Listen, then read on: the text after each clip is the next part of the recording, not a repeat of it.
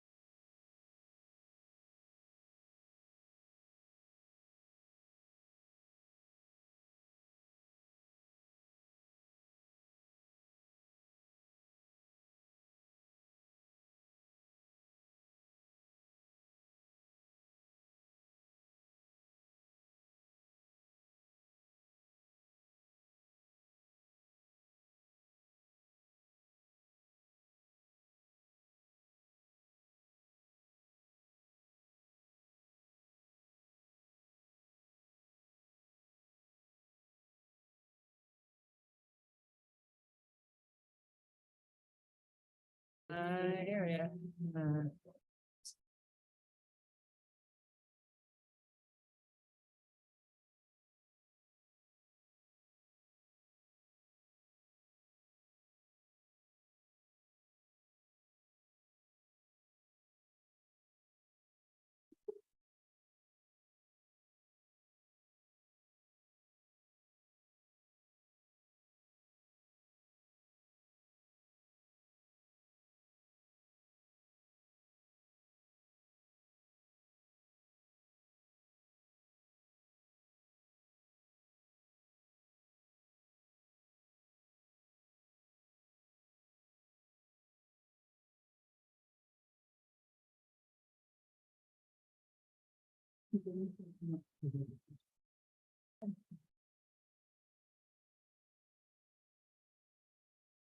Good morning. We should call to order this meeting of the Monroe County Board of Commissioners. It is Wednesday, August the 9th. I have to note for the record that Commissioner Jones and I are present here in the Nat U Hill room. We have 2 members present, so that is a quorum. We'll start with our public statement. We, the Monroe County Board of Commissioners, renew our commitment to welcome and protect the rights of all people, regardless of age, race, color, creed, disability, sexual orientation, gender identity, marital status, economic status, and national origin. And we affirm the right of every person to live peacefully and without fear, and we will fight and resist at every step discrimination and harmful policies, whatever their source. We also stand in support of our county public school systems, both RBB and MCCSC. Thank you. We'll now move on to department updates. I believe we'll start with Ms. Kelly. Good morning. Good morning. Just a few updates this morning. So recently, the CDC approved a new vaccine for infants who are at increased risk of illness due to RSV. RSV vaccines for adults 60 and older are also approved. Individuals should speak with their provider to determine their individual needs. We are currently expecting those vaccines to be available in the fall. In addition, the Indiana Department of Health will begin shipping flu vaccines sometime in early September. We don't have an exact date at this time. And the Public Health Clinic located on Miller Drive is hosting a back to school vaccine clinic on Saturday, August 12th from 8 to 11 a.m. So this Saturday. This Saturday. Yes. Any idea when the RSV vaccines will be available? In the fall. So September, we're looking at around that. Yeah. So around the same time that we're expecting the flu. RSV, I know from family, can be very, very difficult. You're stuck with it for weeks oftentimes. So Definitely. questions or comments? No, I don't. Okay, thank you, Ms. Kelly. Thank We'll you. see you in a little bit. Thanks. Yeah. Anyone else have department update for us? We have our surveyor here and our GIS coordinator. Good morning. Good morning and very happy to be here. I was going to give a very brief update and then let our GIS coordinator, Dr. John Baton, demo a county resource interactive map that was put together. We showcased it yesterday at the council meeting, and Commissioner Githens asked us to come and show it today, which we were already kind of talking about doing that. So I think getting more attention to this is just in our advantage. So quickly, update from the surveyor's office. I'm going to kind of focus more on the GIS division aspect. In May, from the support from the county council, we created a GIS technician position, which we'll be bringing on board in relatively the next few weeks. So that's going to be very exciting. Also, with the support from the county commissioners, and support from our TSD, Greg Cron, TSD director, we got an expansion of our ELA, which is basically allowing more licenses to provide more of these types of tools to see more of these types of web maps that John's going to demo. So I won't take any more time and we'll get to why we're here. Let me just go ahead and share the screen. Cool. Hi, everybody. This is a web app that we have developed. This was a idea from Councilmember Cheryl Munson to develop a web app that highlighted community resources across Monroe County. And so what this web app does is tries to map.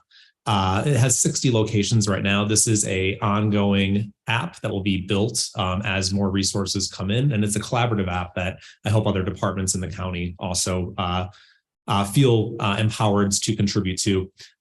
This is just the basic splash screen, kind of giving information about what this web app actually does and how it works. And I'll just give you kind of a brief overview of it. You do see here, there's a link. What I'm going to do is just right click on this and open this in a new tab. That's a survey for individuals to enter or actually to send the GIS division data of resources that are not here. So we can actually crowdsource resources and then vet those resources to make sure they actually are resources. I'm just going to hit OK here. This is an interactive map. It does work on phones as well. I tested it on my rinky-dinky iPhone today and it worked okay. And so what you can do here is see on the far right, we have the legend, and you can see the different types of resources that are mapped out here. So pantries, places that provide hot meals, places with financial assistance, medical, health benefits, legal or judicial shelters, etc. You can see all of these are linked on the map here. If I zoom in, you'll start seeing bus stops as well. I did not zoom in very good there. Here we go. We'll zoom in actually on a bus route. This is a bus route. Here are the bus stops. People can click on the bus stop and it's actually there's a link here to bring you to the City of Bloomington's double map, which is giving individuals an opportunity to see kind of where these buses are in real time. Just going to close out of that, go back here. A couple of cool features on this map. You can filter the resource type by its type. And so if I just wanted to find all of the medical, health, or recovery services, by filtering that, it's going to zoom in to those resources, and vice versa. You can do that with other things here as well. So legal, judicial, it will zoom to all of those. Now, a lot of people are going to be utilizing this on their phone. And what we can do here is utilize the resources near me widget. And if people click that and enable the locational services, what that's going to do is bring you a 1 mile buffer of where you are. And then it lists the, for instance, at the courthouse right now, we have 23 resources near us. You can click on those 23 resources. Say we wanted to go to the First United Methodist Church food pantry, which is 0.6 miles away. We can click on that. And if we wanted to, we could actually click on the directions, and those directions will populate here for individuals to know how to get to that resource. So pretty cool application. You can also, in the search here, type in a physical address. These addresses are limited to just Monroe County addresses. I've typed in just 3623 South, and you can see that just addresses in Bloomington are showing up. You can also search for locations that are part of this resource. So I'm just going to type in Shalom here, and we can see that this will bring us to the Shalom Center. Each of these resources have been categorized by their type. We also include their address, a contact number, and their hours of operation. And this is basically it. I do want to show one last thing here. I mentioned that there is a link here in the app that allows for the public to actually contribute to this as a way to build a larger database. When you click on this link, it brings you to a survey that will allow people to essentially place a pin on the map of where a resource is, tell me what the name of that resource is and a description of it, what type of resource it might be, and then a website. That information essentially would be entered into a GIS instantly after I vet it. And so it limits my labor and also the labor of other departments. So with that, that's kind of the community resources map. It is available at tinyurl.com/Monroe County Resource Map. And that's it. So thank you. Questions or comments? Yeah, this looks like a pretty wonderful resource. Thank you very much for putting it together. And also, I'd like to thank Cheryl Munson for having suggested it. It's a wonderful idea. Thank you. They let me already suggest something last night to add where the libraries are. So Yep. No, it's a great addition. So yeah. yeah. So we look forward to getting this updated and I really am excited too, because the new capabilities you're bringing to the county are amazing. Awesome. Thank you. Thank you. Thanks for your time. Is there any other department with an update for us today? Seeing none, let's move on to public comment. This is for items not on the agenda. It's limited to 3 minutes per speaker. If you wish to speak here in the Nat U Hill Room, please come up and sign in. Give us your name and whether or not you are a Monroe County resident. And I can't see if there's anybody online. I do see that we have Mr. Shelton here.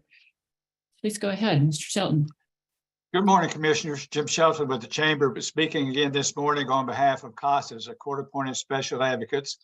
Want to make the public aware that CASA's fall training is going to be here soon. It's going to run from September 19th to October 19th.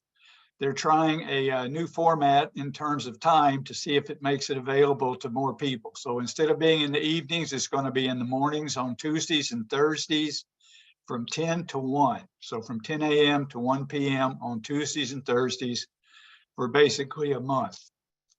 We need people to volunteer to serve as advocates for the children who are in the court system because their parents have abused or neglected them. And this is what CASA does. We're also essentially the eyes and another set of eyes and ears for the court to help the court know what's going on with the children and what's going on with their parents. So if you need more information and you are interested, you can go to monroecountycasa.org, click on the volunteer link, and it'll drop down a menu and you can find a bunch of information about details about being a CASA. You can also fill out an application right online if you think you want to apply to be one. The applications will be due September the 8th, so just about a month. So please think about it. We've got some 20 children right now that we do not have a volunteer to assign to their case. Thank you for the opportunity to let people know. Thank you, Mr. Shelton, for your dedication to this very worthwhile program. Is there anyone else who has public comment? Seeing none, let's move on to approval of the minutes. This is from July 26, 2023. Move approval of the minutes for July 26, 2023. I'll second that. Any comments or corrections? I didn't see anything either. So with that, call for a vote. All those in favor of approval of the minutes from July 26, 2023 signify by saying aye. Aye. Motion passes 2-0. Next item, please. I move approval of the claims docket, accounts payable August 9th, 2023, and payroll August 11th, 2023. I'll second that. And we have Mrs. Miller here. Morning. Good morning. The accounts payable claims docket for August 9th, 2023 totals $2,017,043.96. The payroll docket for August 11th, 2023 includes $1,425,952.40 in direct costs and the remaining $570,233.46 were for indirect costs, for a grand total of $1,996,185.86. Any comments or No, I don't. questions? It was a long list to read through today. Yes. Yes. So, is there any public comment on this item? Seeing none, call for a vote on approval of the claims docket, accounts payable August 9th, 2023, and payroll August 11th, 2023. All those in favor signify by saying aye. Aye. Motion passes 2-0. I'll note for the record that there are no reports included in today's packet. So let's move on to new business. First item, please. Move approval of City Glass of Bloomington, Inc. service agreement, fund name, election, fund number 1215 in the amount of $12,500. And we have, second, sorry. And we have Mr. Kreider here. Good morning, Commissioners. Richard Kreider, Facilities and Fleet Manager. The narrow trim of the current entry and exit aluminum doors installed at election operations are unable to accept exit devices that span the appropriate width of the doors to meet current occupancy requirements. This request is to approve the proposal submitted by City Glass of Bloomington, Inc. in the amount of $12,500 to furnish and install 2 wide trim aluminum doors on the existing frames with new hinges, electric hardware, thresholds, and sweeps. The new electric devices are the appropriate width, more user-friendly, and will connect to the software that schedules locking and unlocking times at the facility. Project funding is pending approval of an additional appropriation in the Election Fund 1215. Questions or comments? Yeah, is this exit device, is that one of the handicapped? Yeah, well, yes, yeah, they think of the courthouse doors, how the bar spans. It'll be just like that. Okay, Mhm. thank you. I drove past the building and see the need for this, so thank you. Is there any public comment on this item? Seeing none, I'll call for a vote on approval of the City Glass of Bloomington, Inc. service agreement. All those in favor signify by saying aye. Aye. Motion passes 2-0. Next item. Move approval of Security Pro 24/7 maintenance of traffic, quote. Fund name 2021 Geo Bond, fund number 4814, in an amount not to exceed $1,200. I'll second that. Again, we have Mr. Kreider. A crane will be required to remove the solar array at the Charlotte Zitlow Justice Center. Partial street and sidewalk closures will be necessary on multiple dates. This request is to approve the quote submitted by Security Pro 24/7 and the minimum amount of $850, but not to exceed $1,200 to provide the mandatory traffic equipment and placement of equipment for the duration of the project. This service will also assist with permit planning. Questions or comments? No, I don't. I'm aware of the need to get this done as quickly as possible. And this is the second time this year that we've needed this service. So yes, it works pretty smoothly when they're there to help. I know that. Any questions or comments from the public? Seeing none, I'll call for a vote on Security Pro 24/7 maintenance of traffic quote. All those in favor signify by saying aye. Aye. Motion passes 2-0. Thank you, Mr. Kreider. Thank you. Next item. Move approval of ratification of COVID-19 supplemental immunization funding, fund name, long-term COVID, fund number 8181, in a grant amount of $175,252.27. Second, and we have Ms. Kelly back with us. Yes, so this is COVID supplemental funding that helps to support our immunization efforts through the public health clinic. So last year, this funding was combined with our Vaccines for Children program. This year, they have split this funding into 2 separate awards. We do not expect this supplemental funding to continue after this award, but this is basically just going to help support our personnel in the public health clinic, vaccination outreach, and to work with our emergency preparedness coordinator on events in preparation for an outbreak. Questions or comments? No, I don't. So in the past, people could get free vaccines for COVID. Will this grant help to pay for the actual vaccines as well? This will help to cover that. And the Indiana Department of Health is actually looking at creating a bridge program.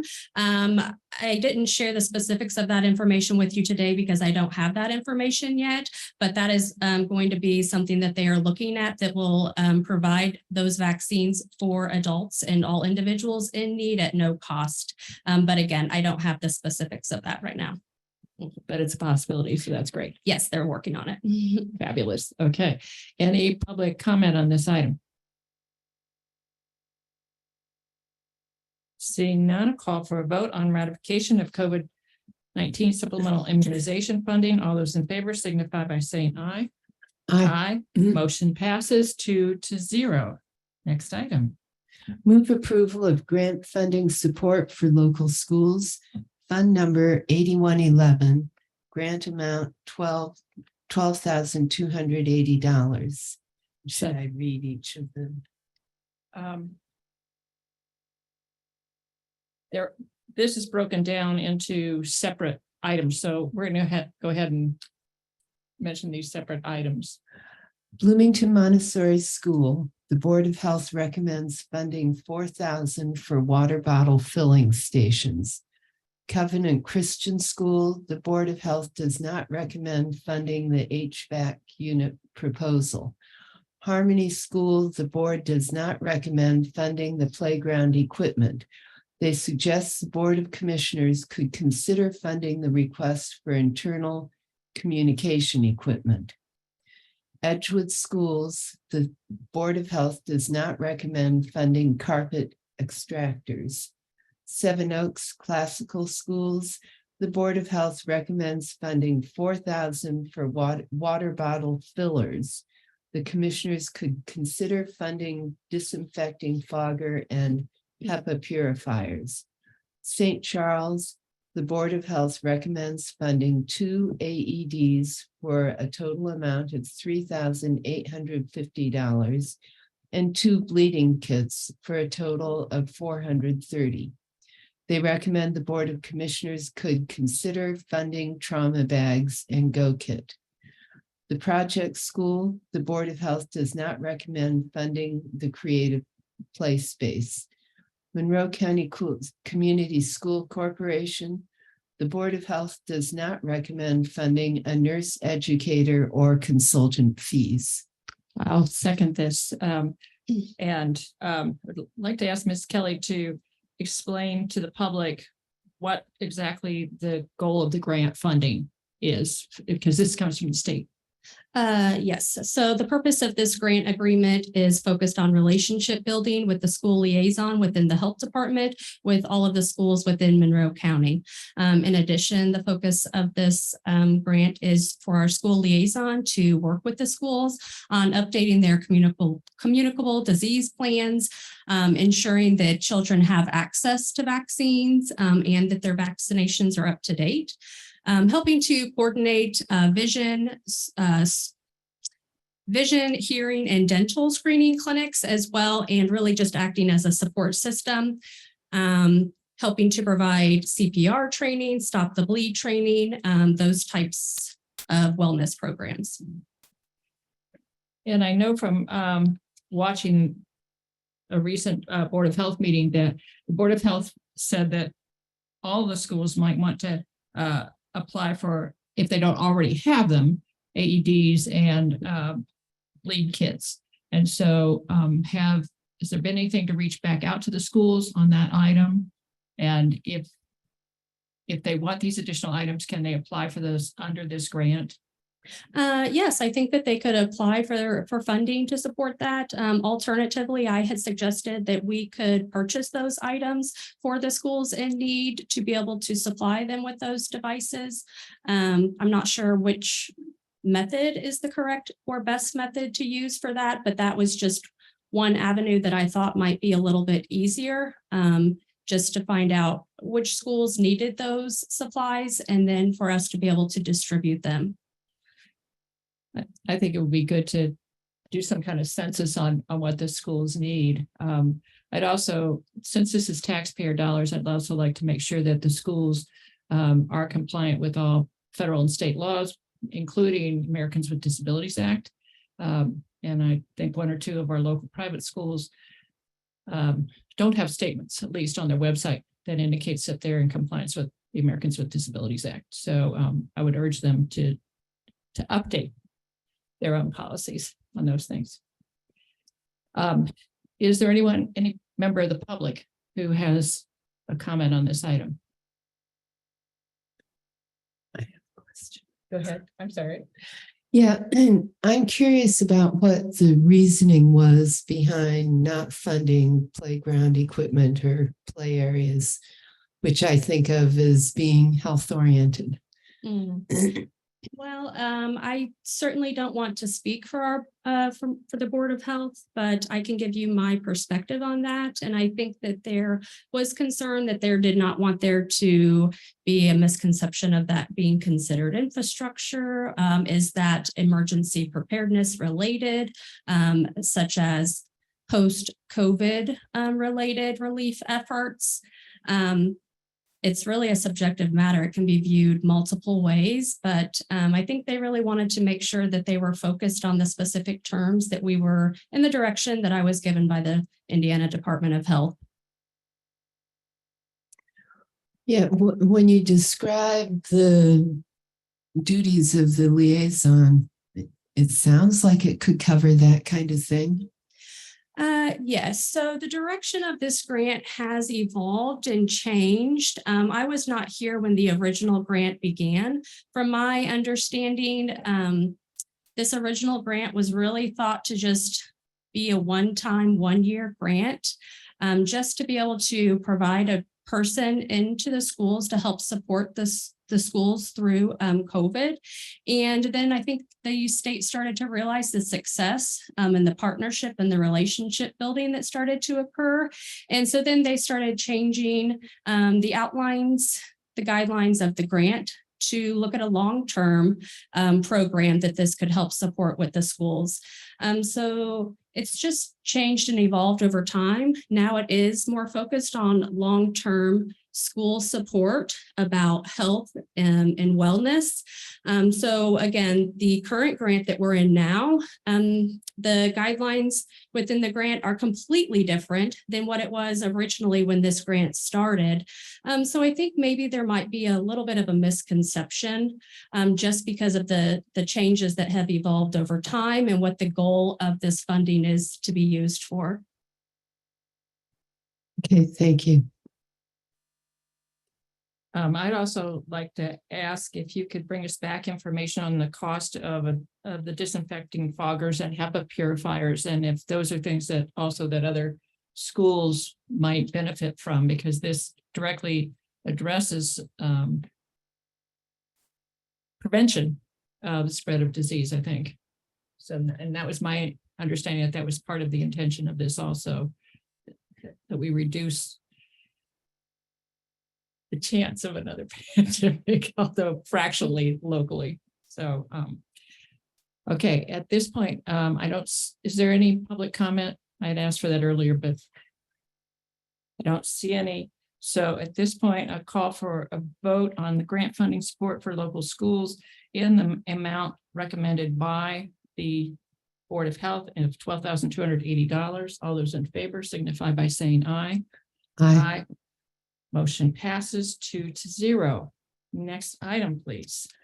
Move approval of IU Health Community Health School Liaison Services, fund name Crisis Coag Supplemental Workforce, fund number 8111, in the amount of $65,000. Second, again, Ms. Kelly. I'm sorry, I should have said that's a grant amount. Oh, yes. So we are proposing to contract our school liaison services with IU Health Community Health.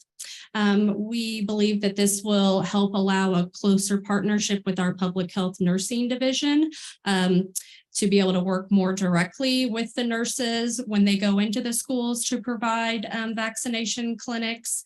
In addition, the school liaison will still be responsible for adhering to all of the terms within this grant. The contracted individual will only be able to have the duties of school liaison and will be still supporting the schools with ensuring updated communicable disease plans. But again, now transitioning into this new grant cycle with a stronger focus on long-term health and wellness initiatives, such as healthy eating, exercise, adding that into some of the education that they are going to be helping to provide and support the schools with. Comments or questions? Well, when you mention exercise, I can't help but think about all the playground equipment that's been denied. I know you don't make those decisions. Thank you. I do have one question about this, and I'm sorry I didn't email you earlier to ask this. Who will provide oversight for this person? I'm sorry, what was that? Who will provide oversight for this contracted person? Amy Meek is the director of our public health nursing division. So that person, in addition myself, this person will be directly reporting the activities that are being completed directly to me. This will require monthly reporting as well as quarterly reporting. In addition, the program is going to be established by the health department. So the program that the school liaison will be performing will still be a program that has been developed by the Monroe County Health Department. And how quickly will this person be out in the schools?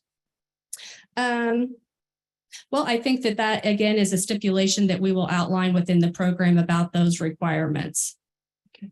Most definitely the minimum as required by the grant, but we really want to encourage regular routine interaction every time that the nurses are going to the schools, but then also on their own, helping to support the school nurses, for example, and making sure that, again, is there employees that need access to CPR training, for example, and helping to coordinate services as well for the employees. Thank you. Is there any public comment on this item? Seeing none, I'll call for a vote on the IU Health Community Health School Liaison Services. All those in favor signify by saying aye. Aye. Motion passes 2-0. Next item. Move approval of Indiana Department of Health XFR lead paint analyzer agreement. Fund name, lead case management, fund number 8115, in an amount that is not applicable. Second, again, Ms. Kelly. Yes, so the health department does have a grant agreement. This is for Healthy Homes Initiative to help focus on reducing the risk of lead poisoning in children. Part of that grant agreement allowed the opportunity for health departments who wished to use this XRF machine for lead risk assessments within homes. We have opted to use this. Currently, we are using wipe samples to collect and send off for testing. This will allow a quicker sampling readout time when we are actually on site doing those inspections. Questions or comments, Commissioner Jones? Sounds very valuable. Is this a lender program that the state has, that they lend the machine, or? Yes, so it's interesting. And Thank you. They purchased a few, I think I was told because they were able to get them at a reduced cost. So the agreement was to be able to lend these out to health departments. They could use them for 5 years. At the end of the 5 years, then they could return the devices or decide to purchase the devices at that time.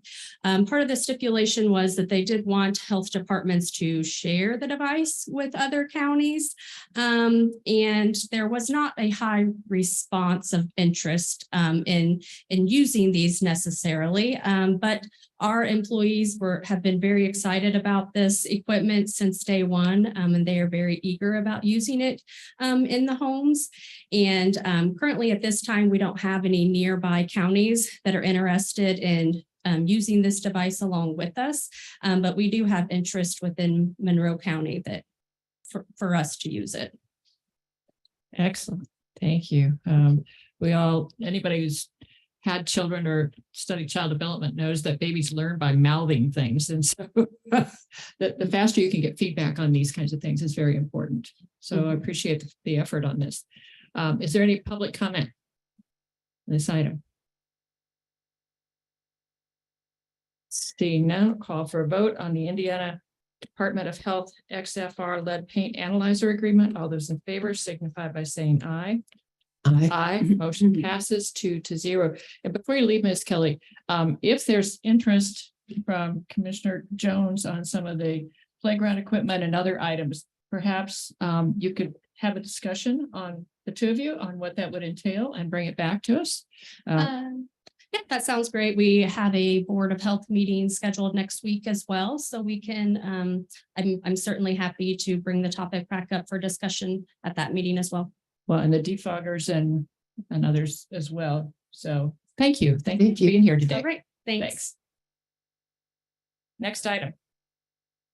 Move approval of the mitigation property name.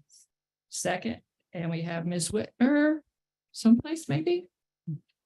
Or Mr. Robertson, who's here from the Health Department? I'm sorry, from the Parks and Rec. Parks Department.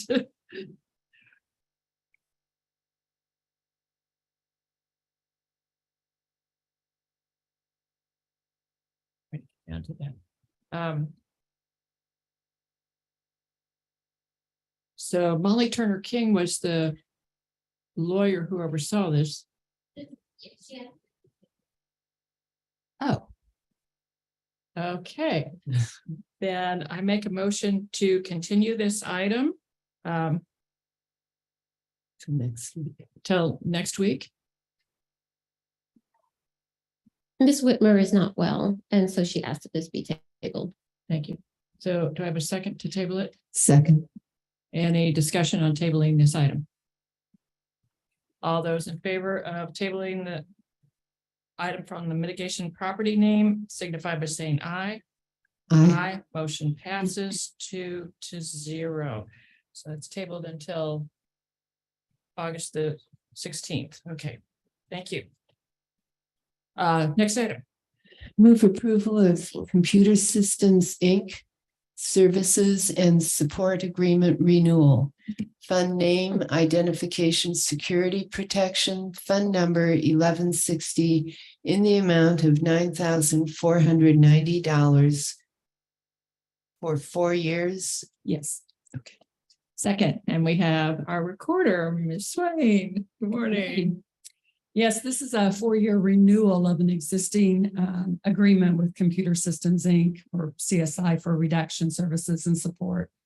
The software is secure and it redacts text that contains social security numbers, which we are required to do by law. And we are asking that this is funded out of the 1160 fund that is funded by fees that are generated in the recorder's office. So this is not additional money out of the taxpayer coffers. No. Questions or comments? No, I don't.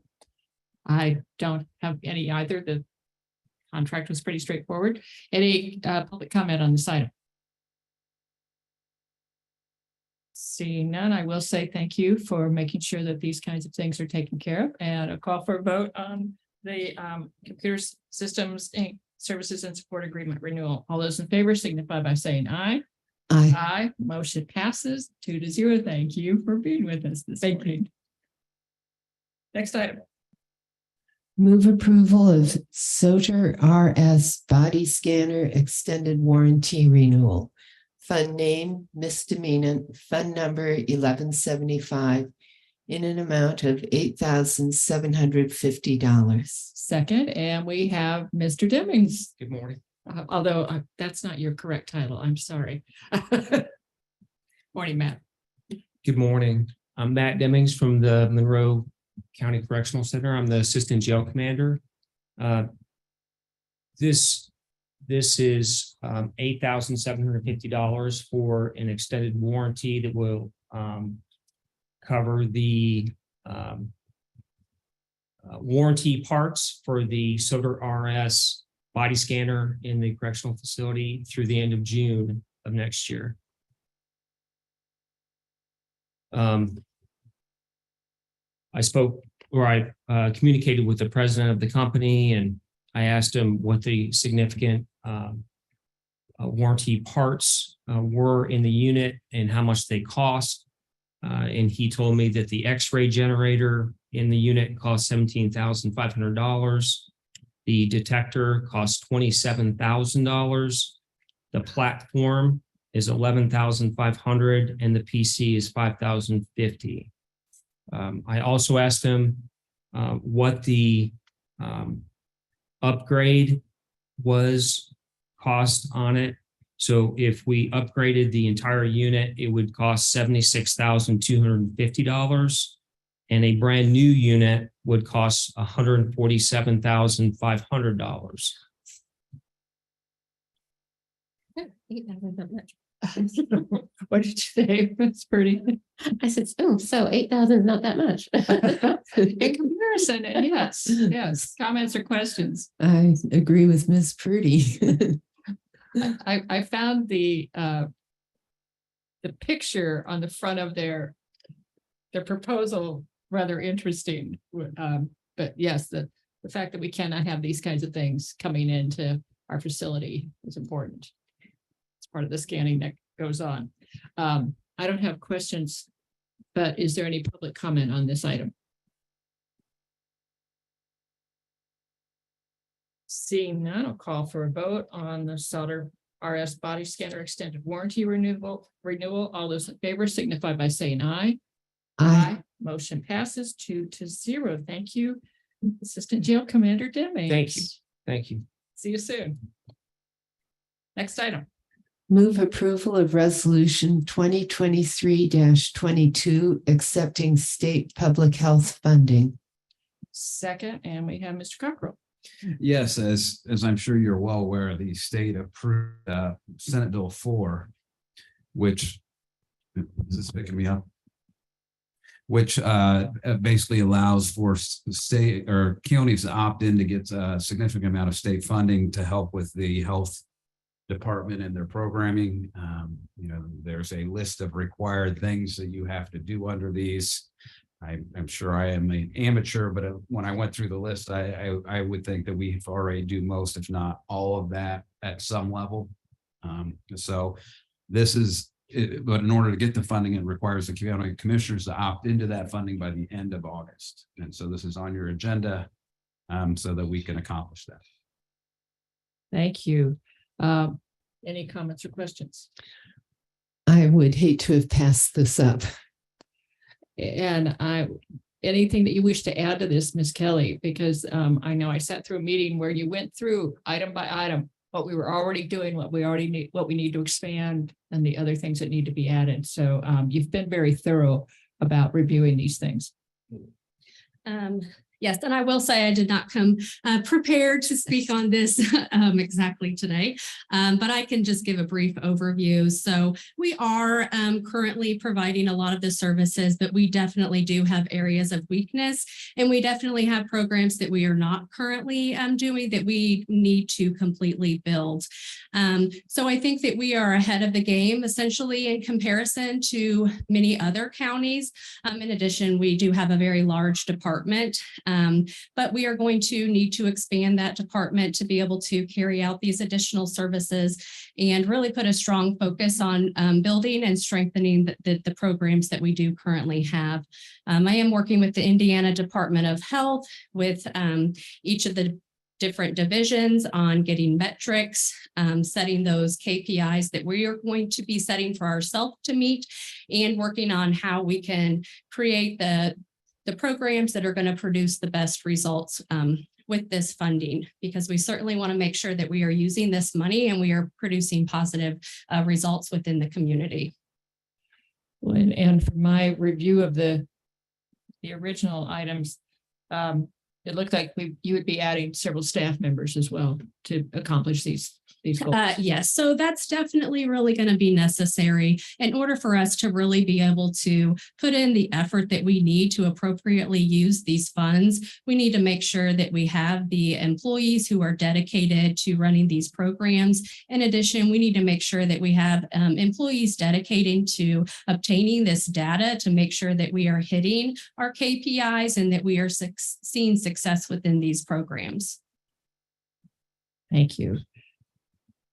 Thank you for sharing that with us. Is there any public comment on this item? I know I've received emails urging the county to make sure that we get signed up for this, so. Seeing no other input, I call for a vote on resolution 2023-22, accepting state public health funding. All those in favor signify by saying aye. Aye. Motion passes 2-0. Next item, please. Move approval of adding Bryn Mawr subdivision to the road inventory. Second, and we have Ms. Rich here. Good morning. So the developer Crossroads Development of Bryn Mawr subdivision has completed the project, and then they request for us to take it over for snow removal and future maintenance. It'll be sent to NDOT for their approval. The roads are South Bluebird Spur, East Bryn Mawr Drive, and South Justin Court. Any questions or comments? Were all of these roads built to county specifications? Good. So that means that they have to have a certain thickness, there has to be certain drainage, there has to be certain slopes, Yeah, shoulders. we had, it's been built for a while. We just had some outstanding issues to repair some mailboxes and things like that, and some drainage work. So we actually hired an outside contractor with the bond that we had on file to complete it, so we could get it into our inventory for the residents. Good. I know this is always a concern to the area residents, so appreciate that. Any comments or questions on this item?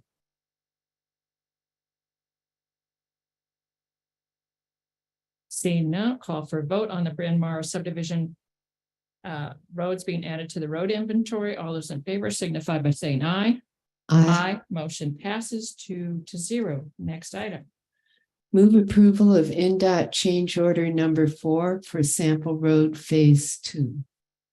Fund name, Sample Road Phase 2, fund number 8162, in the amount of $32,932. Second, and again, we have Ms. Ridge. So we are trying to wrap up these projects. I expect maybe 3 more change orders to come through to complete the project. This one is to cover the cost to increase the line for the stabilization on the subgrade when the project was built. Questions or comments? No, I don't. I don't either. I'm just glad we have someone with Ms. Ridge's qualifications and knowledge to oversee these things. So any public comment on this? Seeing none, call for a vote on NDOT change order number 4, Sample Road Phase 2. All those in favor signify by saying aye. Aye. Motion passes 2-0. Next item. Move approval of ordinance 2023-20 starts rezone.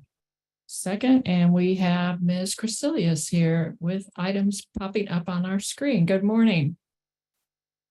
Good morning, Commissioners. Just one moment. My slides are right in the middle. Thank you. So good morning. So this is the starts rezone. You've seen this before in your work session, and we've attempted this before at a formal session. So this is ordinance 2023-20. This is a petition to rezone a portion of a 17.29 acre parcel in section 11 of Clear Creek Township. The property is addressed at 7955 South Fairfax Road and is owned by 4 individuals in the Starts and Fowler families. Our petitioner is Mrs. Lorraine Fowler.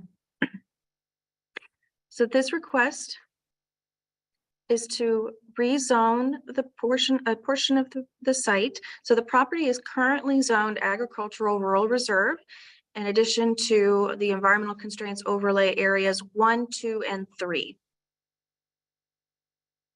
So the agricultural rural reserve district is intended for agricultural uses and limited very low density rural non-farm related single family uses.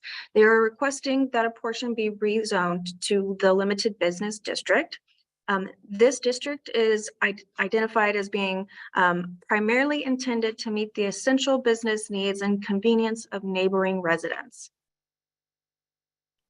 So just a quick photo or two of the property to get you familiar with the site. So it's kind of long and narrow. It does meet all design standards for the zoning district, so it is more than 200 feet wide. The property contains, it formerly used to contain an old residential structure that has since been removed. So the farther west you are on the property that's accessible from South Fairfax contains what we would call buildable area. So that slopes under 15% and is in the Eco Area 3, which has slope restrictions of 18%. So there is adequate area for any kind of development, just generally under the zoning ordinance when it comes to slopes. The farther you travel to the east, there will be steep slopes as you approach Lake Monroe on the far east side that are protected under Chapter 825 of the Monroe Lake Watershed.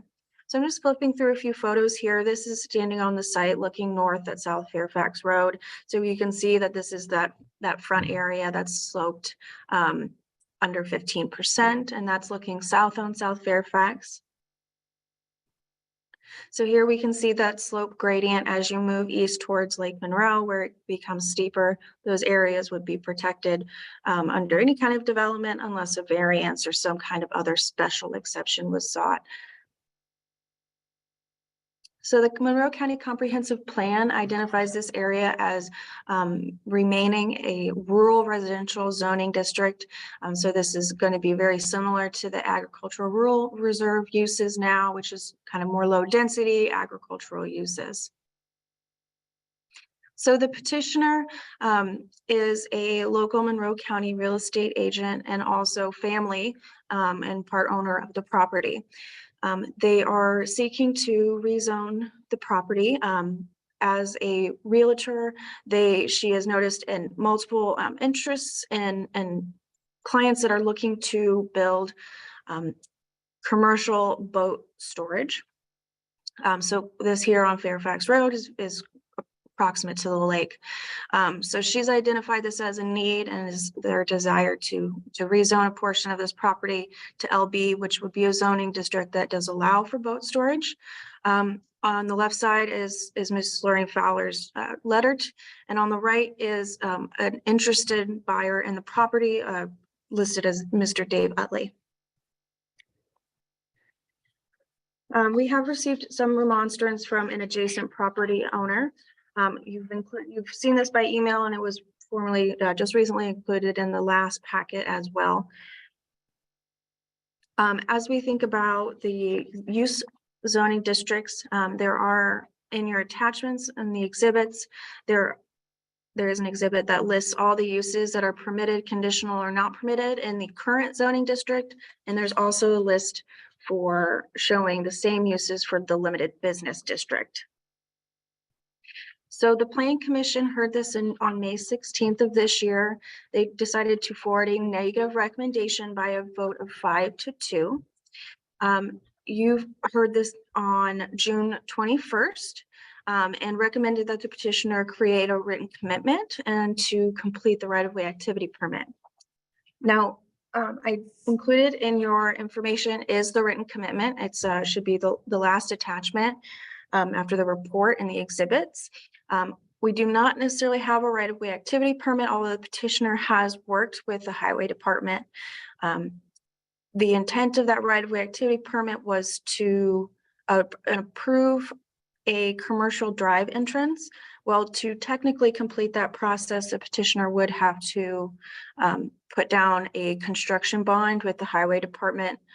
So I believe they've identified that there is an approved location that could get a permit, but to date, no permit has been truly finalized and issued. So looking at the written commitment that was requested by the commissioners, just going to go through it here a little bit.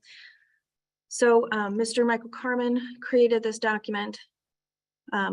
They state here in section 1 that all uses identified, permitted or conditional uses in coordinates with table 2, applicable to the LB zone, shall be restricted to boat storage. So this written commitment is proposing to allow for the rezone to proceed to only allow boat storage. It then goes on to list that the boat storage shall comply with condition 41, which is the conditions A through D that are required for boat storage under chapter 802 already. A few more. So existing permitted driveway on the property shall be closed and a commercial driveway permit obtained in accordance with the rules and requirements of the Monroe County Highway Department. That karst features on the lot will be located, marked, and conservation easements or other protective measures will be installed in accordance with the zoning ordinance. Then a big one here, which is the zoning petition pertains to only a part of the legal lot of record. The record lot will be subdivided in accordance with the rules and conditions of the Monroe County Subdivision Control Ordinance, creating 2 lots. 1 lot, which will match the description of the amended zoning petition, and the remainder, which will be a separate parcel retaining the current zoning Ag RR. So when we've heard this petition in the past, the petitioner has floated the idea of subdividing. Planning staff has worked with them, and they understand that, you know, under this rezone, subdividing after it's zoned limited business would not allow for residential uses. So under this written commitment, they have decided to propose that instead of rezoning all of the 17 acres, that only a portion of the rezone would apply to, that the rezone would only apply to a portion of the lot, and that it would only become effective once they pursued a subdivision. So the subdivision of the record lot shall create the standalone legal lot consistent with the described parcel. So it would not, the rezone, my understanding is that the rezone would not be effective until they followed the subdivision control ordinance and subdivided the property. And once subdivided and recorded, this is would be what the zoning would look like. So they're saying that they would have to comply with all of the subdivision control ordinance. And if they do, then the area 5.77 acres shown towards the west of the property would be rezoned to LB, and the remaining acreage of 11.52 would remain agricultural rural reserve. So planning staff is recommending denial of the rezone request from Ag RR to limited business based on the findings of fact and subject to the Monroe County Highway and Drainage Engineer reports. Does anybody have any questions? Commissioner Jones. No, not at this time. I have one question and then we'll move on to the next part of this. If this were to be divided, how would access be? How would they create access to that second eastern plot? Sure. So the subdivision control ordinance would require that they approve legal access to that back portion. So the most common way to do that would be that they would record an easement through the subdivision process. They would put it on the plat as the main access easement. So they would have an access easement through the LB portion to South Fairfax Road. And would zoning that allowed for boat storage, would that also allow for boat repair? That's a good question. Let me consult that list of limited business uses.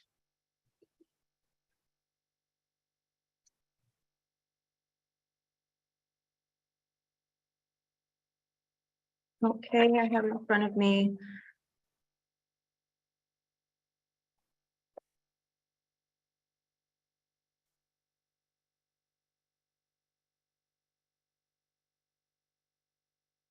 So boat storage is listed under the category of business and personal services, and I do not specifically see a boat repair.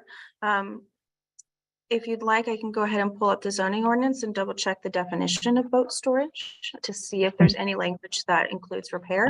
I can We do that. have the planning director here before us. Did you want to add something? Hey, so boat repair is under automotive and transportation. It's not permitted in the LB zoning district. So it would not be permitted. Yeah. Thank you. That was very efficient. Okay, now I need guidance from Mr. Cockrell on how to run this because this is a hearing, correct? Yes, you would give the petitioner the ability to make a presentation, and once they've concluded, you allow 15 minutes for those speaking in favor of this item, and then up to 15 minutes for those here to speak against this item, and that's the procedure for the hearing. Okay, thank you. So is the petitioner present either in person or virtually to speak on this? Please come forward. And make sure that you sign in at the podium, state your name and whether or not you're a Monroe County resident, please.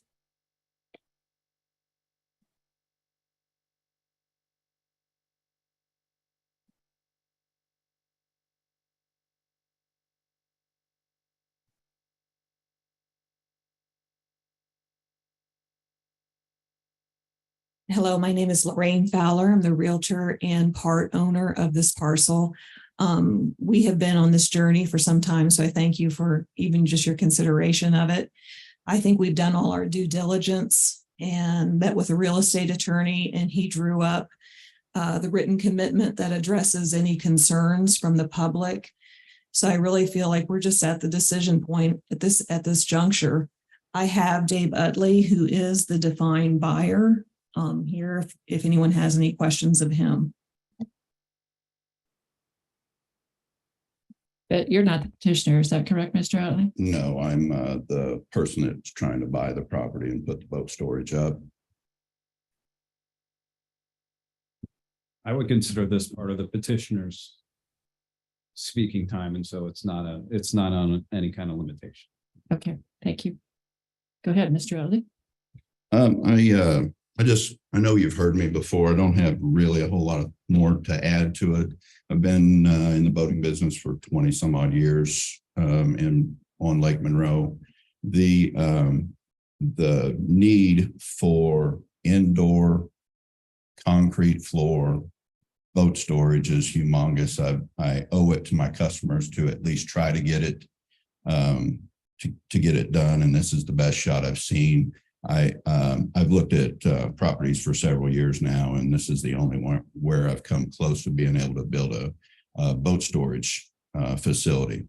I think the last boat storage building that was actually built on our side of the lake for sure was in 1996 or 1998. So all the facilities to take care of the boats that are on Lake Monroe are not in great shape, and the customers that are calling me are really wanting some high-end, secure, convenient places to store their boats. I don't know where to go from here. I've tried to do everything I could to get you to believe in me, if that's but I will be okay with whatever you decide. Thank you for. You got any questions for me? Well, I don't know whether this is for you or for Ms. Fowler, but one of the things that Ms. Crasilia said was that a reason to limited businesses is to meet the needs of nearby residents. And so how does this meet the needs of nearby residents? So obviously the immediate neighbors wouldn't need indoor storage. There's a condo complex called The Point down there. A lot of people, maybe not full-time residents, but part-time residents, need a place like this to store their boats. Maybe 25% would come from Monroe County as a physical address, but a lot of them own property at The Point, and we would get a lot of business from Indianapolis who could bring their towing vehicle down, launch their boat, put their boat back up, and then maybe see a restaurant on the way back home, or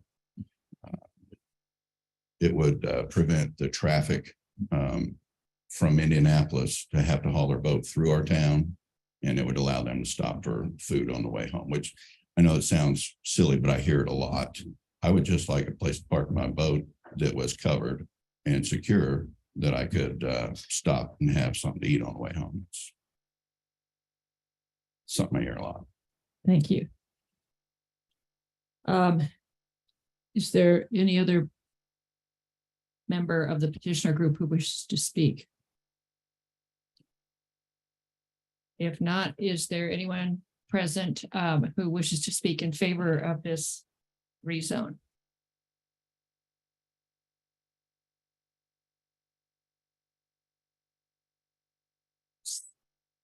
Seeing none, is there anyone who wishes to speak against this rezone?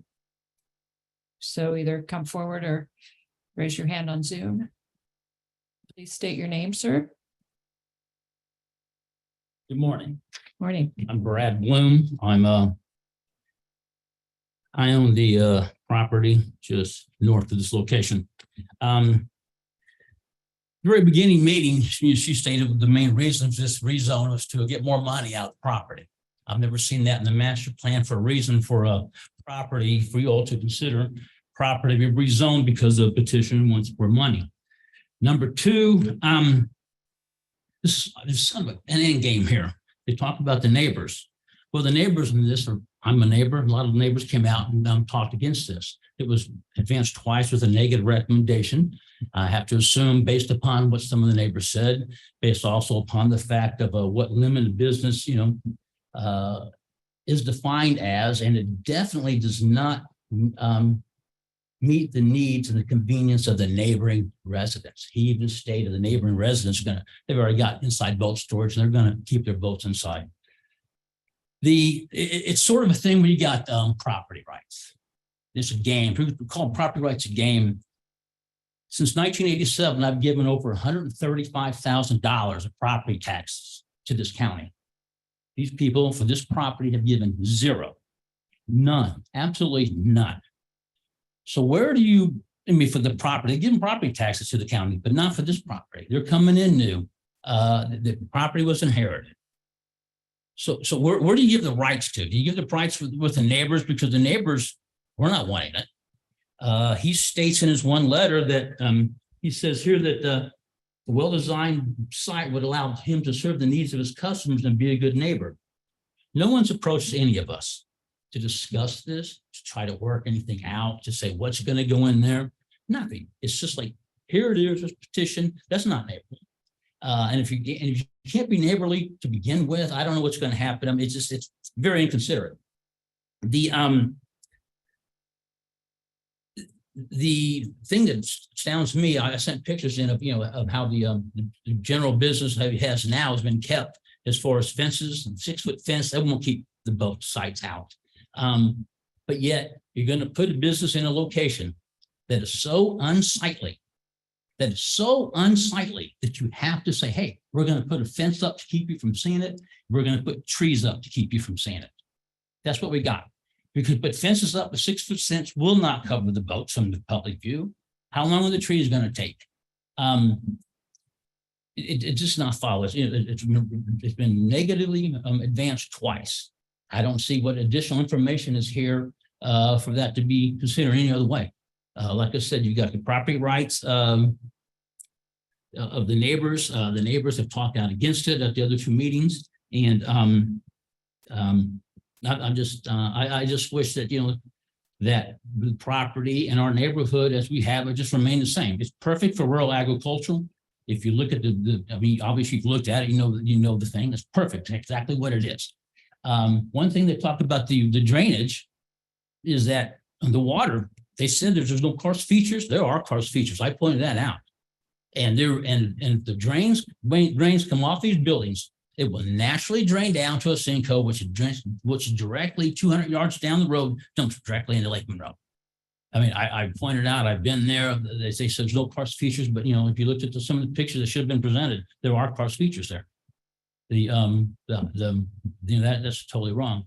But as a neighbor, I'm against it. I know the neighbors have spoke out against it. And it does not fit the limited business needs of the neighborhood, does not advance the neighborhood at all, actually deters from the neighborhood, deters from my property value, which I put in. I spent a lot of money doing nursing that property to get basically back what the master plan calls for, what you want in that area. And for someone to come in later to change all that is I don't see how you can vote for that. Thank you. Thank you, Mr. Bloom. Is there anyone else who wishes to speak against this item? It looks like we have someone as a panelist. As their hand raised, is that you, Ms. Griselius? Oh, yes, I'm not meaning to speak against it. I just had a clarification when the time is right. Please go ahead. Okay, so we discussed boat repair. In the written commitment, Mr. Schilling wanted to offer a correction. In the written commitment that the petitioners offered under condition 41, it does include a note about number C, which would allow boat repair services and accompanying sales of repaired merchandise is allowed only as an accessory use. So that is included in the written commitment. Thank you. Appreciate that. So, Mr. Cockrell, would you please guide me on what's next in this process? I think you should confirm that there's no one else here to speak in favor, because I think there's still 10 minutes left on that clock. Is there anyone else here wishes to speak in favor, either in person or online? Okay, and if not, then I think the hearing is essentially closed and you can move on to the termination. Okay, then seeing no one else who wishes to speak, we'll move on to the determination here. Any other comments, Commissioner Jones? No, I don't. I actually drove out to look at this property, and it's in an ag RR area. And I don't see how this rezone would impact nearby residents. Yes, I understand that there may be less boat traffic or trail pulled boat traffic along the road, but I don't see that as sufficient reason to grant this rezone. So do we have a roll call vote on something like this, or just a voice vote? I think you could do a voice vote, and I'm more than happy to do a roll call vote if that's what you prefer. Well, why don't we do a roll call vote just on this? So go ahead. Commissioner Githens, No. Commissioner Jones. No. Motion is denied 2-0. Correct. Thank you, everyone.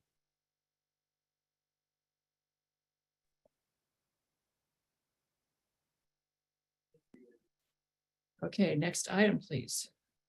Move approval of ordinance 2023-21 Fieldstone or Wiley Farm PUD outline amendment number 4 to parcels F, G, and I. Second, and we have Ms. Behrman here with us today. Morning, commissioners. I'm here to present ordinance 2023-21 Part A, B, and C. This was originally considered petition number PUO-22-2 as it moved through the Plan Review Committee and the Plan Commission. It is the Fieldstone Wiley Farm PUD Outline Plan Amendment 4. It impacts 30.23 acres that you can see highlighted in blue here. I gave some perspective of the floodplain that's in the area, the airport that's to the west, and then you can see a lot of the residential development there. So this is Van Buren Township, Section 2, and owned by Authentic Homes Incorporated. It's currently zoned PUD. So they're proposing to outline or to do an outline plan amendment in 3 different capacities, and that's why we're seeing this in 3 different components. So Part A deals with the road network and buffer yard and open space. Part B is residential density changes to lower the density. And then Part C would be to potentially add a use for convenient storage to a specific portion of tract F, and that would be for 3.34 acres. So again, this is in the Fieldstone PUD. Sometimes it's referred to as Wiley Farm PUD. The comprehensive plan has it as suburban residential. And you'll notice that the Makua Employment Comprehensive Plan is just adjacent here. The Monroe County Animal Humane Society has developed in this area here. There's a few vacant parcels here that have not developed yet. And then just to point out that the portion of convenience storage was proposed to be up in this corner. These are the site conditions. There is a lot of slopes that are less than 12%.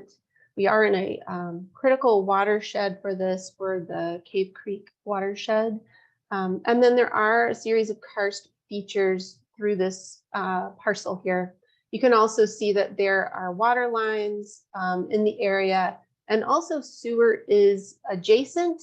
However, the petitioner has been unable to obtain a sewer connection letter from the City of Bloomington Utilities at this time for residential. And I will say that convenience storage can be developed without having to connect to sewer. So just putting that out there. Background of this PUD is it was established in 1994 under the City of Bloomington Ordinance 94-50. It's approximately 27 pages long, and we've been administering it since 1997. So we've seen this PUD develop over several phases over the years. And one thing that we've noticed when we geo-referenced the parcel onto the original outline plan maps that they had set forth was that this road had kind of shifted. And if we required this road to be built, it would be going right along the backyards of some of these areas here. So when the petitioner originally asked us to do this convenience storage additional use to add to the property, we were also encouraging them to maybe redesign the road at this point as well. And also because there were a lot of karst features in the area that you kind of saw a little bit ago. They did supply back in 2021 a karst report, and it does show that there's a big seam of paler limestone that runs through this parcel. The hydrology report, you have a copy of that in the packet. It's 24 pages long, but it does identify several sinkholes throughout the site. And so this road network that you'll see in a moment was intended to do the least amount of impact and yet still meet the spirit of that original ordinance that was passed by the City of Bloomington. So I've added a lot of color to what they originally submitted to us, but the traffic and circulation plan, this blue road is a phase one that they're kind of interested in doing. Should they be allowed to do this convenience storage use? The orange are the road networks that would be on site, adding a cul-de-sac down here. We do in planning like to maintain connectivity. So there's a yellow offsite connection that is proposed in the outline plan, and should this parcel over here to the east ever develop, we would expect that road connection to be kind of put forth. And then also to the west here, this would connect to, I believe, Kirby Road over here. So this traffic and circulation reconfiguration and phasing is kind of mentioned.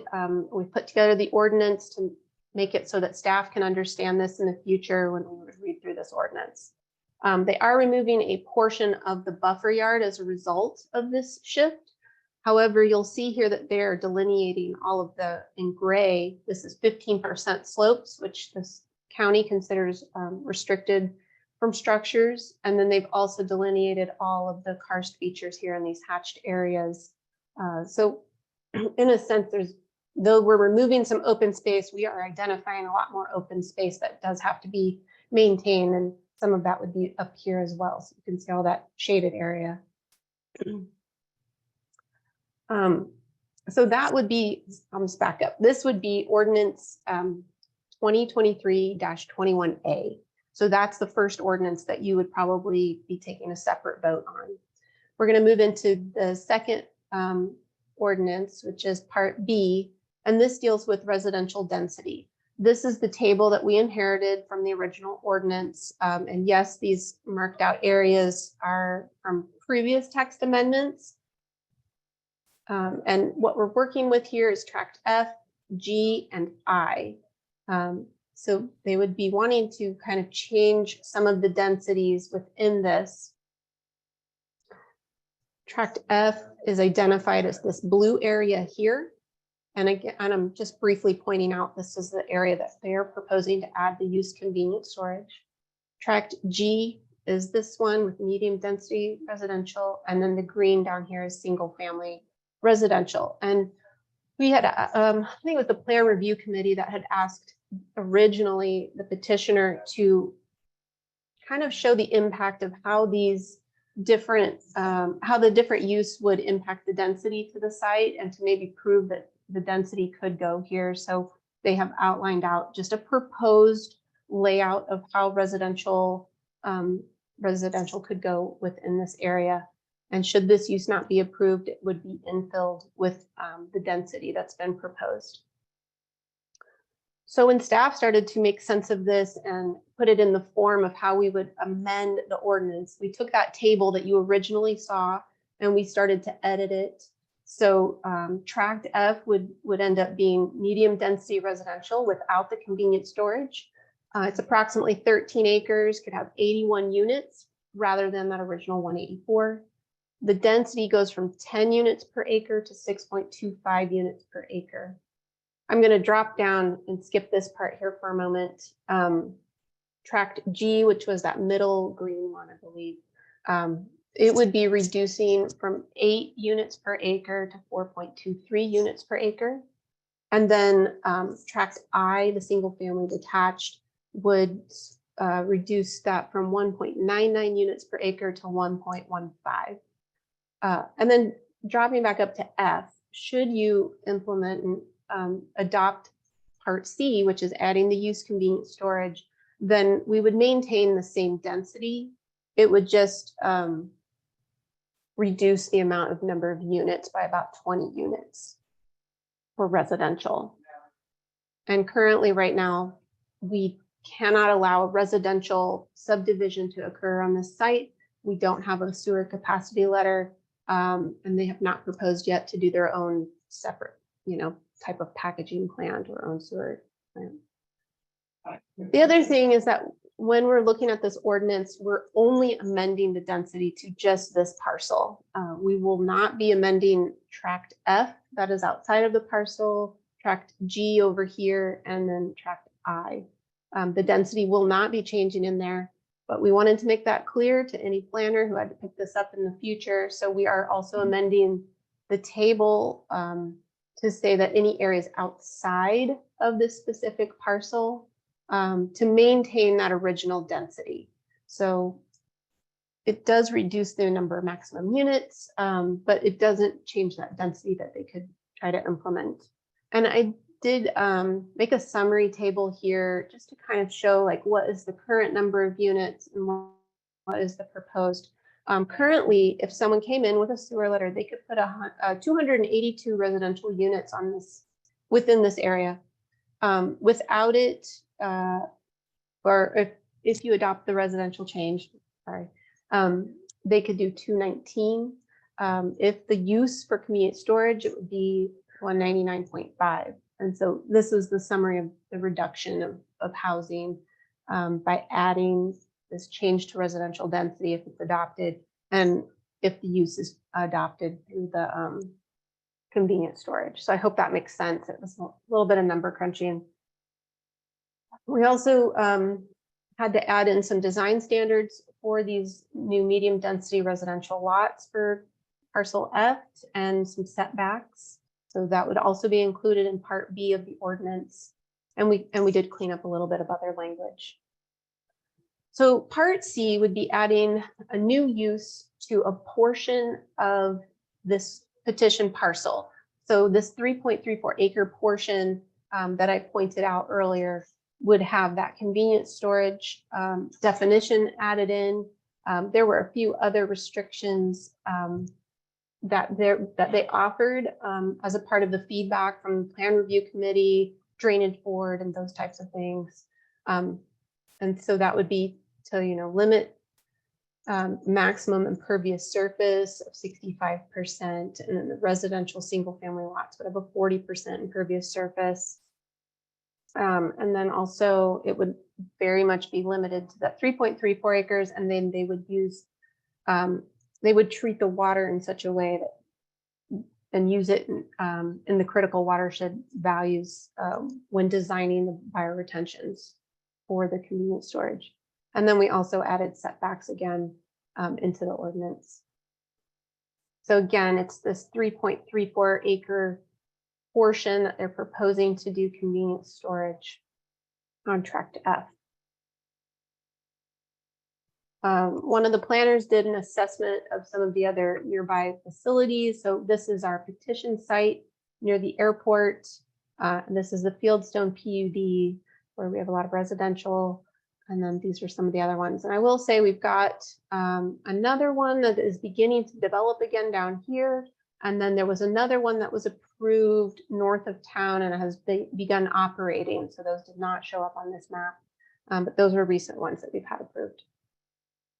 There are capacity letters for electric from CenterPoint Energy, water for City of Bloomington. They do not have that sewer capacity letter to develop as residential at this time.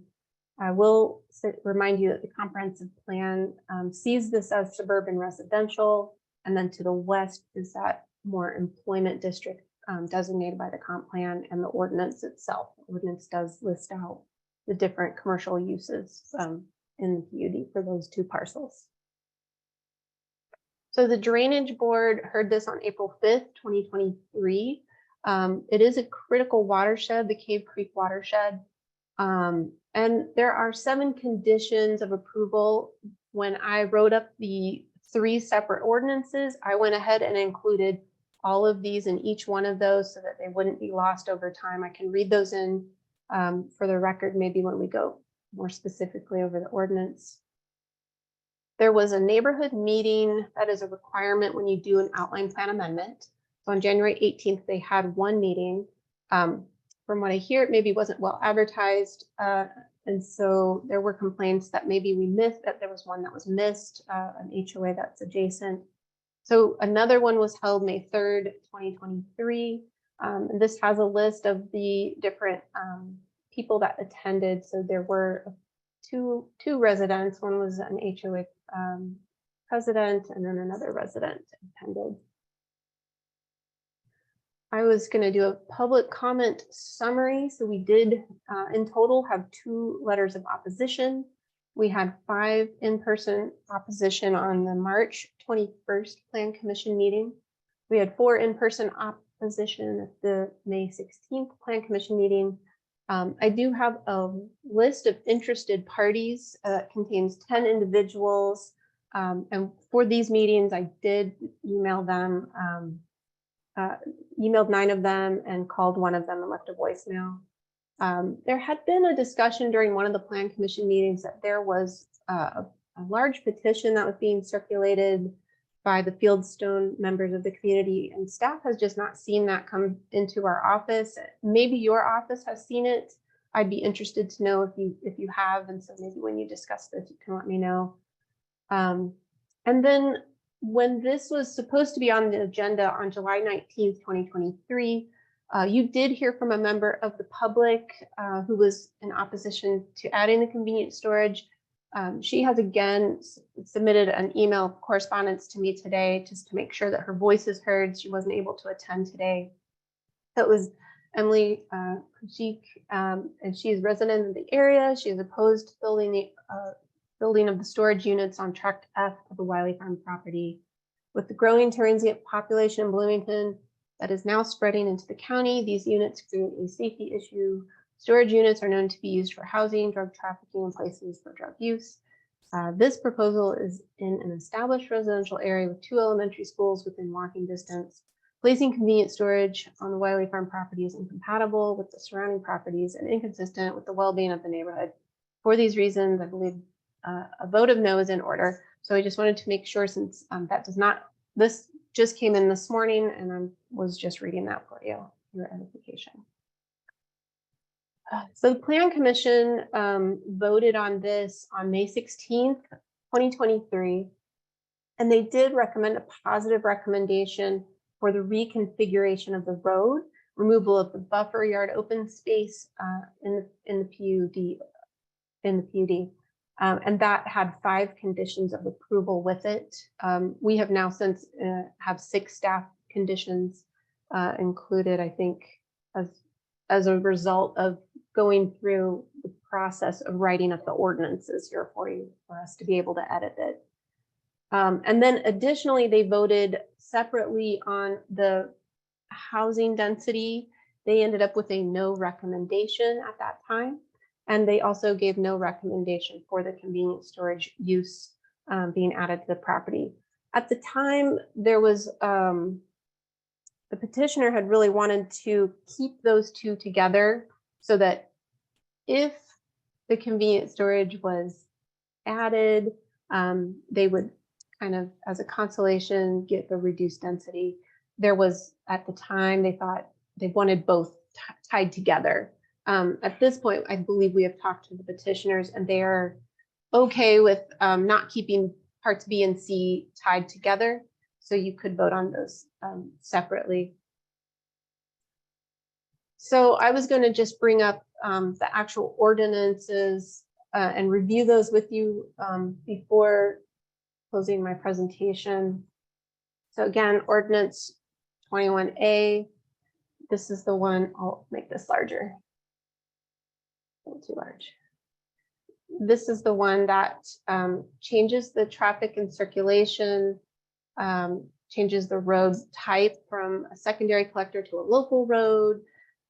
It references Exhibit 3 within the staff report, which is the image of how that road would connect to different parcels, and then also changes a bit of language in the open space. Again, this one received a positive recommendation from planning staff and planning commission. And then there were 6 conditions of approval. 1, the petitioner proposed an alternative connection to Bedrock Road that avoids the Sinkhole Conservancy area. 2 is the petitioner revised the proposed impervious surface cover to discount the road for the residential areas. 3, subject to drainage board comments. 4, petitioner to propose language regarding the timing and extent of the road network build out in coordination with timing of the proposed future residential development.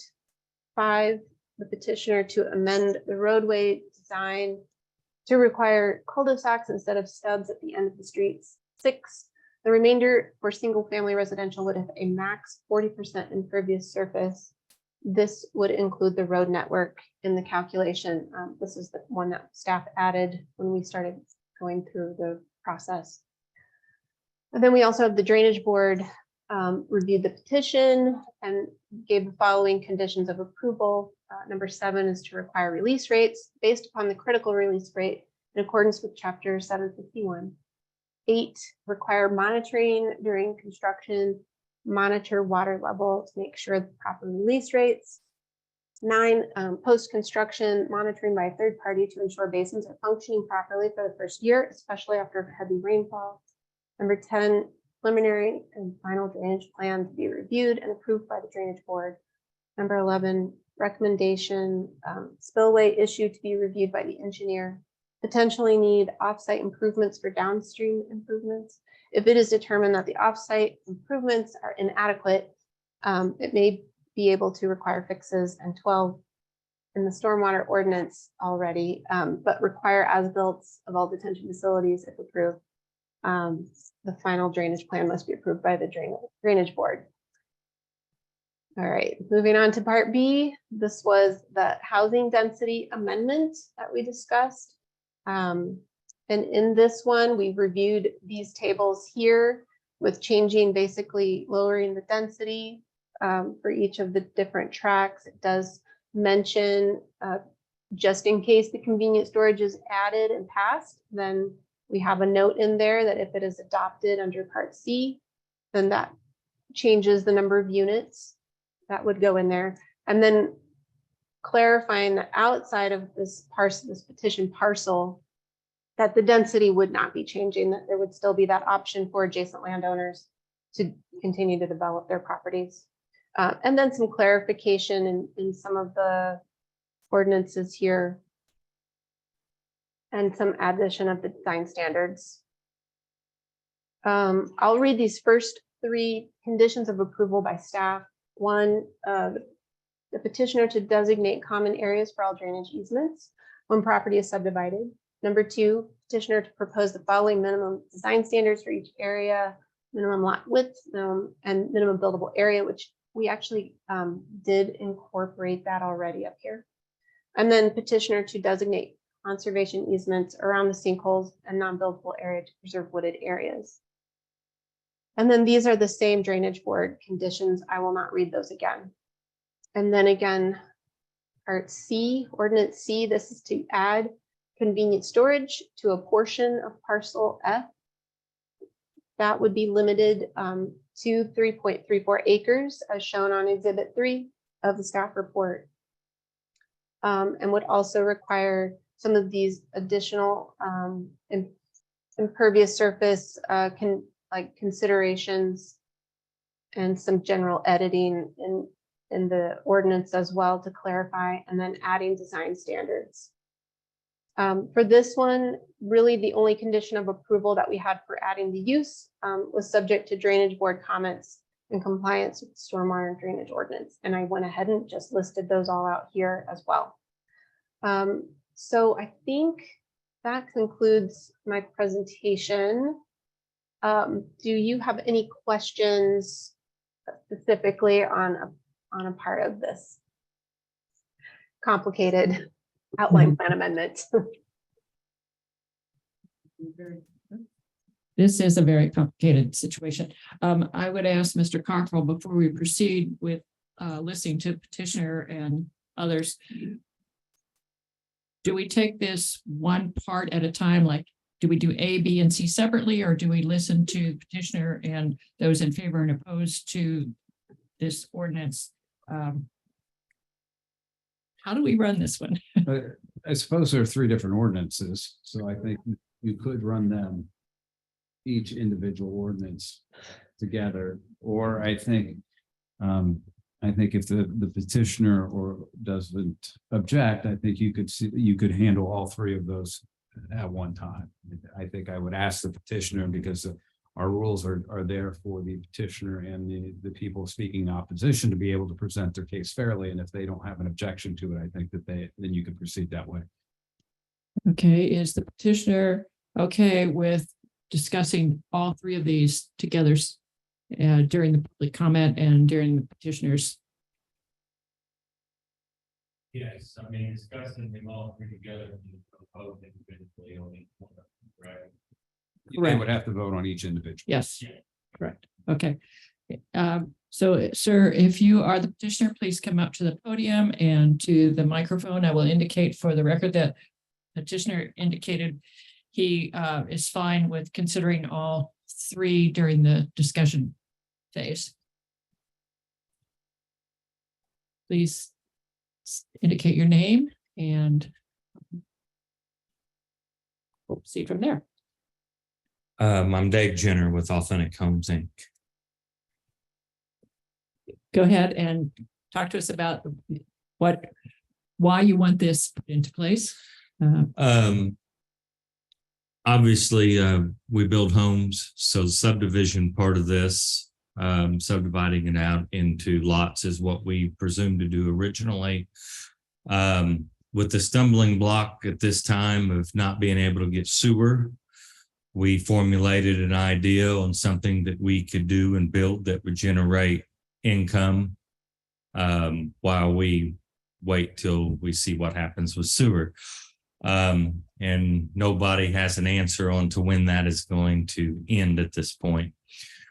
So that was why we are asking for this 3.34 acres to be able to do the storage units on, because it's something we could do to build and generate cash flow until we get the other where we can get it approved and put in single family homes is what we hope to put in here. So that's where we're at in a nutshell and kind of how we got to where we're at. Do you have any questions? Do you have any any plans to put in any kind of package plant to take care of the sewer issues? To be able to further develop the area? I couldn't hear. Sorry, the acoustics in this area, in this room are not friendly. Do you have any plans to put in a package plant for sewer to be able to develop? We'll have to wait till sewer becomes available. I mean, it's going to become available before we obviously move forward. So I'm not for sure what you're asking as far as a package plan. Package plant. Oh. It's that takes care of a sewer. That would not be the city of Bloomington utilities. We looked into those ideas, but I think that it would be better for us to try to wait till we got sewer. I mean, it's just across the street, you know, from where we're at, before we did the single family homes. The expenses of doing those types of things were pretty expensive.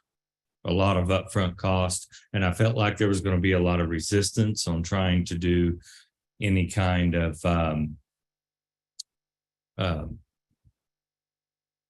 waste treatment plants there, you know, on site. I mean, there's obviously a lot of different things that are out there that we could do, but I felt like we was going to get a lot of resistance from the people that lived around there, having something like that on site, because that's what it would take. We looked at going to the other sewage company, but it really dumps into the existing municipality anyways, so you kind of end up on the same road. So that's where that led us to. So that was why this idea formulated wanting to do storage units, was it was something that did not require sewer. Understood. Okay. None of us have a crystal ball on this, when the sewage hookup might occur.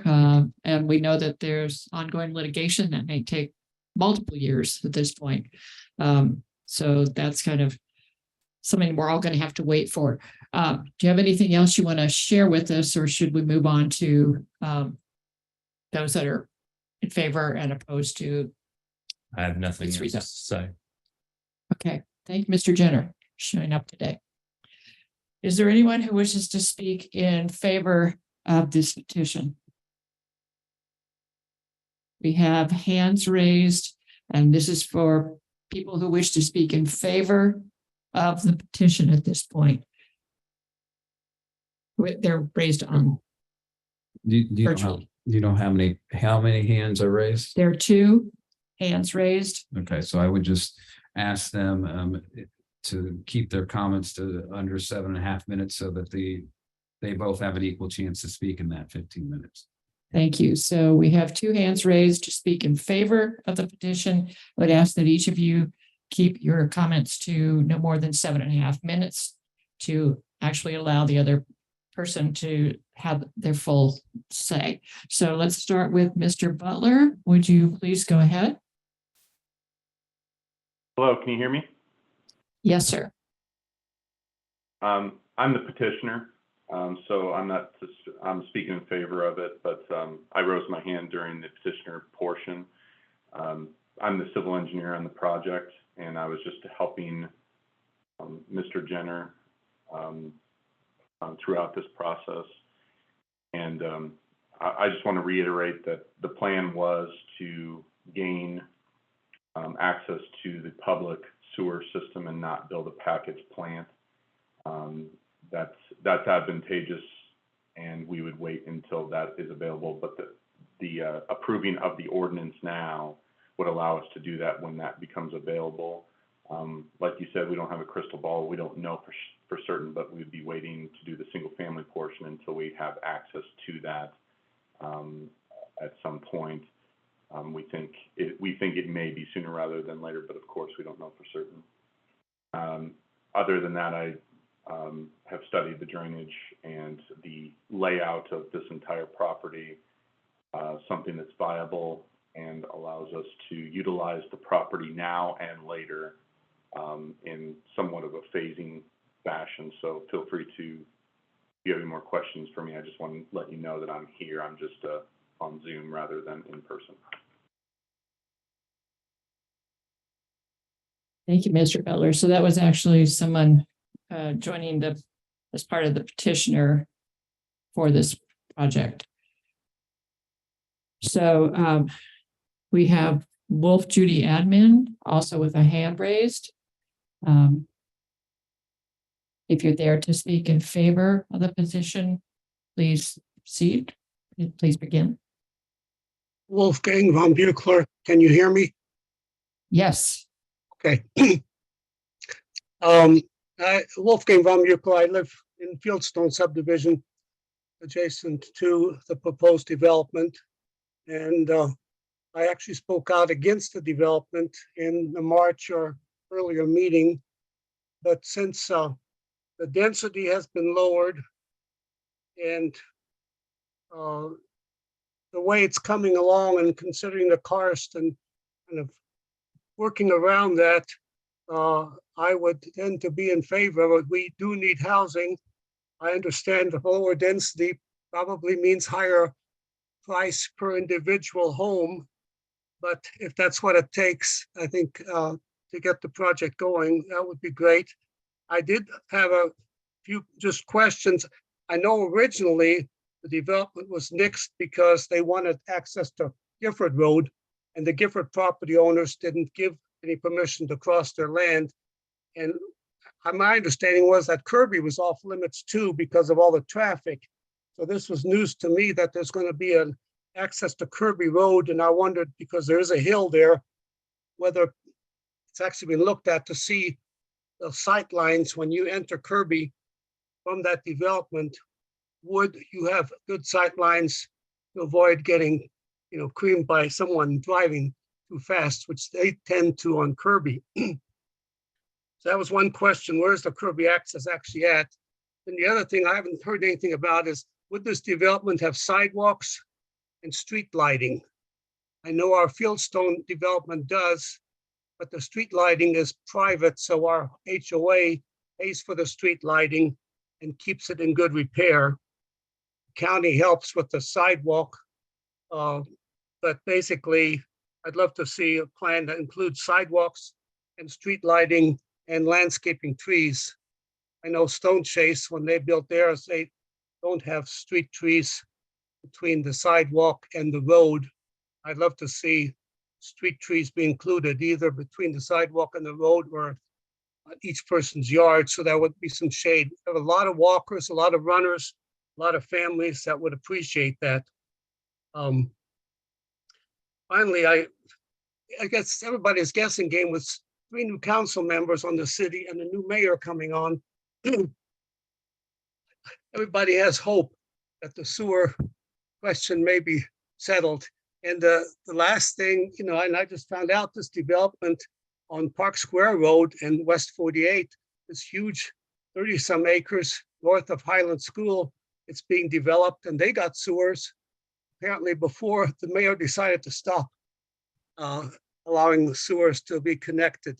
So there's a big development going in there. And I think to be fair, if they allow that, they should allow this gentleman to also have sewers and create a good living environment for all of us.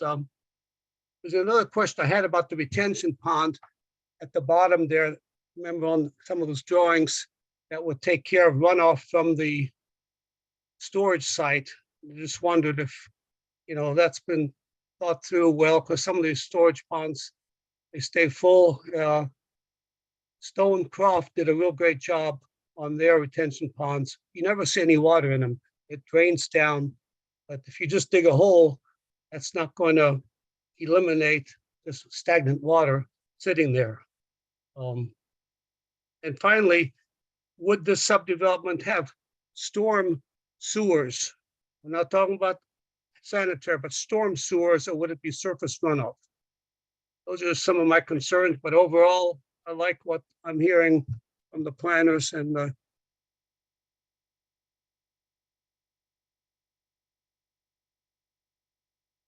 Thank you. I didn't catch your full name at the beginning. Would you state that again, please, sir?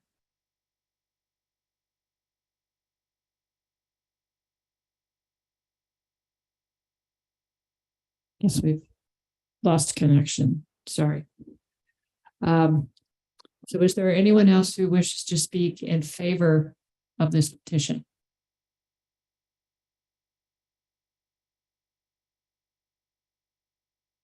Seeing none, is there anyone who wishes to speak in opposition to this petition?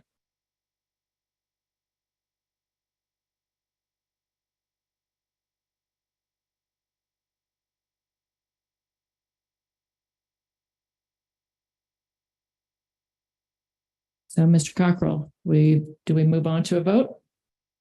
Yes, and I remember you've got 3 different ordinances and they should each be handled individually.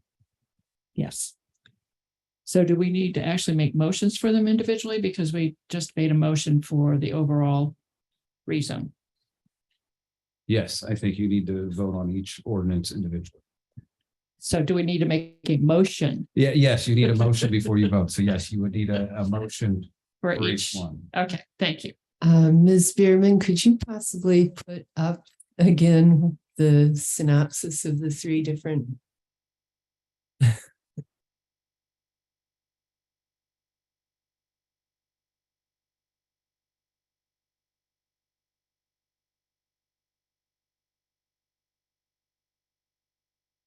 It's A, B, and C, yes.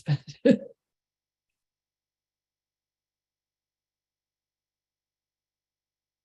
you have a good enough memory? It's the road, A is road reconfiguration, Okay, here 2 we is go, here residential we go. density, and 3 is the storage there. Sorry.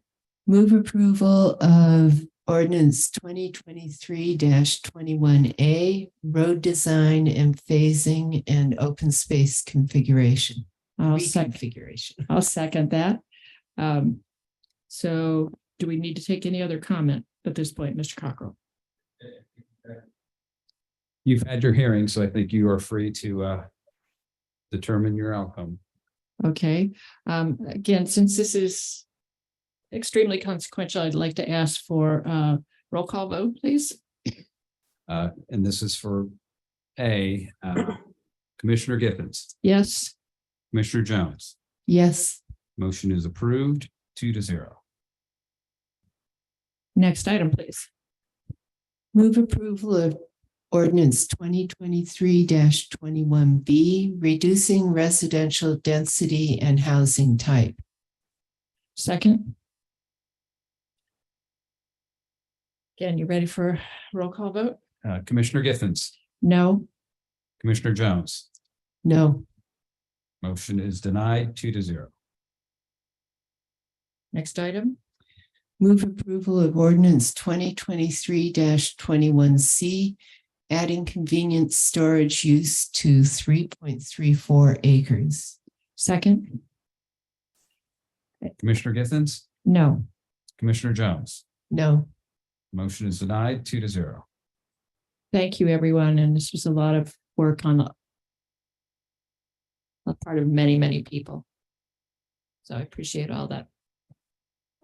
We have one more item to take care of in our regular agenda. move approval of ratification of a letter of employee compensation recommendation. Second, Ms. Purdy. Okay, I'll start this, but then I'm going to hand it over to you guys. By statute, the Board of Commissioners are required to present a recommendation to the County Council prior to August 20th regarding employee compensation. And it is my understanding that Githens, I was just so sorry. Somebody forgot the name tag. It was just you could hear the wind whistling through there. Commissioner Githens made a presentation last evening to the council with a letter and gave that to them. And I'm going to let her speak to that and then allow for the actual ratification of the letter. Thank you. As Ms. Purdy said, we have to make this recommendation prior to August the 20th. We had reviewed the 144s at a previous meeting in in July. And so based just upon the cost of living adjustments that we've seen over the past year, the recommendation was to provide a wage increase for the cost of living at 8.5% for all county employees. This is a recommendation. They are not limited to this. In fact, I personally would like to see an even larger wage increase so that there is a true salary boost here for people. And as I said last evening, I would really like to be offering wages that would allow our county employees to live within Monroe County, and several of them cannot afford to do that. We currently are the most expensive place to live in the state, according to different metrics that Ms. Purdy has provided us with. And even though we can look at, say, a Midwest CPI, Consumer Price Index, it even says at the Consumer Price Index page that this is a broad measure across a large geographical area. It does not apply to individual localities. And so when we take into account our individual localities, that is, and the cost of living here, that is why I would personally like to see it higher than 8.5%. But our recommendation yesterday was for at least a wage increase of 8.5%. Is that sufficient? I think that sounds great. That's what was presented. And so now you need to both. I would just like to add one. The statute says it has to be presented to the county council by August 20th. And last night's meeting was the last council regular session prior to August 20th. So that's kind of why we're doing the ratification, did the presentation now. And typically we would have done it last week, but we did not have a meeting. Yes. Yes, I very much agree that I would like to see salaries raised more than the 8.5%. When we only give a cost of living raise every year, it means that our employees are just treading water. They never really advance. And while the Consumer Price Index it covers lots of different things, it seems that many of the most necessary things that people spend money on are the things that are going up the most, or increasing in price the most.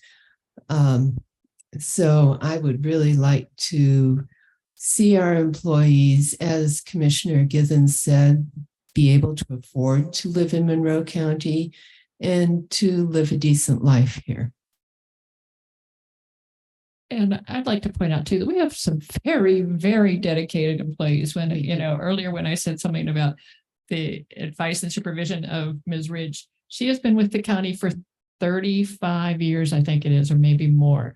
And she's not the only one in that situation. We have a lot of very, very dedicated, skilled people that I want to make sure that we are able to retain. But I'm not in charge of that. So those were just my recommendations and my feelings about it.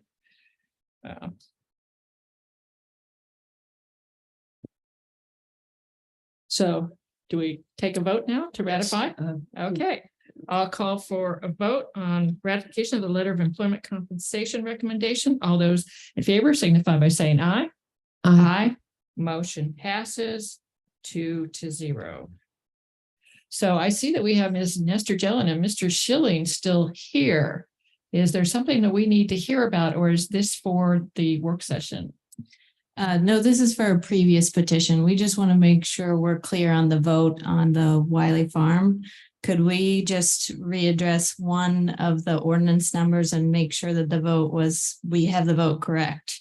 Okay, please. So this is for 2023-21B, which would be the reduction in the housing density. The recommendation, the ordinance would be to change the allowance for multifamily to single family residential. So without voting yes, you would be keeping the multifamily residential at this thought. So I wanted to make sure that that was still the vote. Okay. Yes. Yes. Okay. Thank you. Thank you. So we do not have any appointments today. In terms of announcements, I believe that our health department does still have free COVID testing available, both at their office at 119 West 7th Street and at the Monroe County Public Health Clinic at 333 East Miller Drive. We are still accepting applications for certain boards and commissions. And we continue to hold regular office hours that you can connect with commissioners via the county calendar. That's at co.monroe.in.us. We are co-hosting blood drives. The next ones are Wednesday, August 23rd from 1 to 7 and Thursday, August 24th, also from 1 to 7 at Ivy Tech. Or if you've recently given, you can sign up to donate at Thursday, September the 7th from 1 to 6, or Friday, September the 8th from 10 to 3. We are still continuing to have weather alerts at times, so I urge residents to sign up for the Monroe County Alert Notification System. This will alert you to both weather and health-related emergencies. That's again at our website at co.monroe.in.us. And for those who are income eligible, if you have a need to help pay for rent or utilities, please contact your township trustee. We have made additional dollars available to them to help those who, especially those who were impacted by the COVID-19 pandemic. We've created a process for people or entities who are interested in applying for American Rescue Plan Act funding, and that application process will soon be available at the county website. And then I also want to thank the City Council for moving ahead with the interviews for the Capital Improvement Board. We're still waiting to hear from Mayor Hamilton as to how he wishes to proceed on that, that issue. And finally, I will let folks know that there is the City Council is having a work session at noon this Friday, and some of my colleagues will be attending that to hold public discussion with them. And so if you're interested, you can join virtually or in person in the McCluskey Room. And I don't have any other announcements. Do you? No, I don't. It is 12:03. We do have an item on our work session. So how about if we come back at 12:15 for that work session item? And with that, our meeting is adjourned and we will see you back here on August the 16th. Thank you.